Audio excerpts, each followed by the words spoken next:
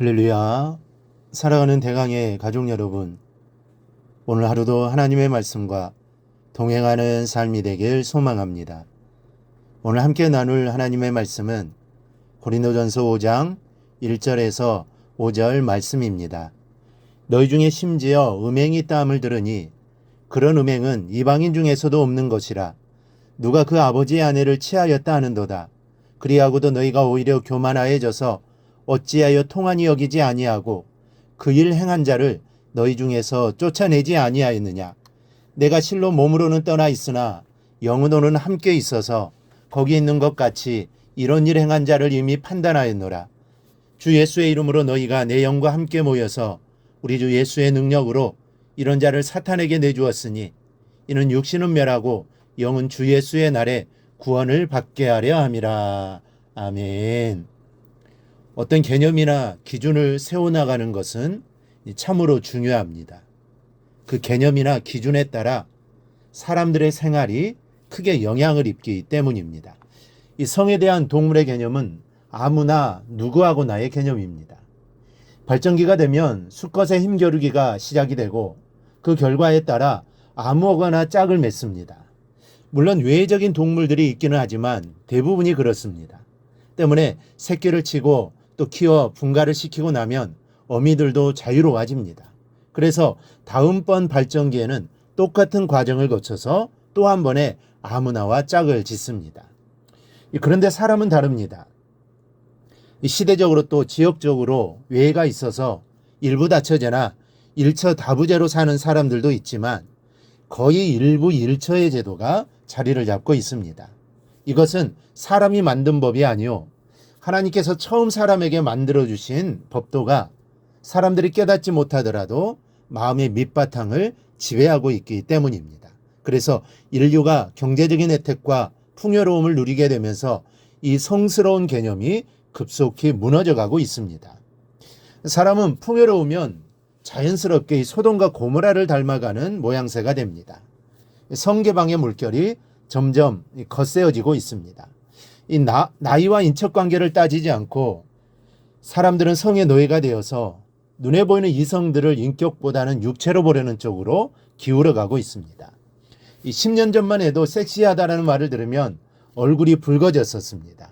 20년 전에는 아주 불쾌한 말이요. 잘못하면 뺨을 맞을 수도 있는 조심스러운 그리고 쉽게 들어볼 수 없는 말이었습니다. 그러나 지금은 다릅니다. 이 말은 서로 듣고 싶어 합니다. 그 말이 기분 좋은 칭찬이 되었습니다. 그런데 이 섹시하다라는 말이 무슨 뜻입니까? 이 말의 내면의 모습을 표현할 때는 쓰지 않습니다. 외모에 대해서만 쓰여지는 말입니다. 너의 외모를 보니 어딘가 성적인 매력이 느껴진다라는 말입니다. 그런데 이제 이런 표현들이 아무렇지도 않게 당연한 듯이 사용되는 시대에 우리는 살고 있는 겁니다. 이 성에 대한 개념이 달라지고 있습니다. 성에 대한 기준이 바뀌고 있는 것이죠. 이런 현실 속에서 하나님의 자녀인 우리들은 하나님의 뜻을 지키고 또한 그 안에서 우리를 죄로부터 지키기 위한 나름대로의 기준과 개념을 세워나가야 합니다. 이 바울 당시의 고린도가 그러했습니다. 성적인 자유가 있었습니다.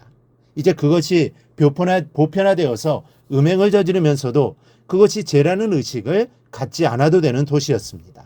다들 그렇게 사니까 또 그렇게 사는 것을 당연하게 생각하니까 우상 신전의 매춘부들과는 종교의식으로 또 다른 이성들과는 즐김으로 육체를 소모하고 있었습니다.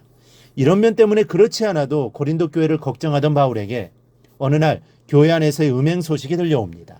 누군가가 자기 아버지 아내를 취한 것이죠. 물론 자기의 친어머니는 아닙니다. 말하자면 계모와 관계를 가진 거죠. 그런데 1절에 취하였다라는 말은 이런 관계가 몇 번으로 끝났다는 말이 아닙니다. 아예 자기 아내로 삼은 것 같이 지속적인 관계를 가지고 살고 있는 겁니다. 이런 충격적인 사건을 고린도 교회 교인이 저질렀습니다. 그런데 문제는 고린도 교회 성도들에게는 이런 모습을 보면서도 통한이 여기는 마음이 없었다는 겁니다. 2절을 보면 어찌하여 통한이 여기지 아니하고 그 일 행한 자를 너희 중에서 쫓아내지 아니하였느냐.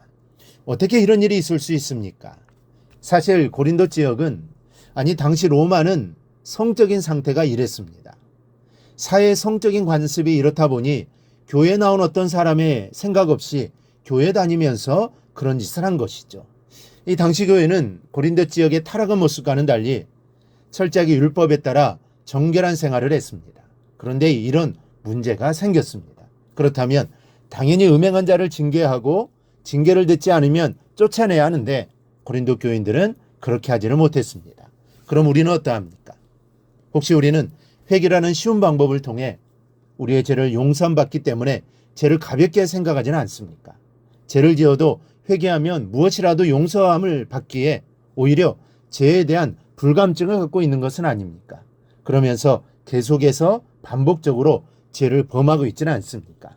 이런 마음이 있다면 이것은 믿음의 자유를 누리는 것이 아닙니다. 죄는 싸워 이겨야 합니다. 주님 오실 때까지 죄와의 타협은 있을 수가 없다는 마음을 굳게 해야 합니다. 여러분, 시절이 험악해지면서 이제 여러 가지 기준들이 혼란스러운 시대가 되었습니다.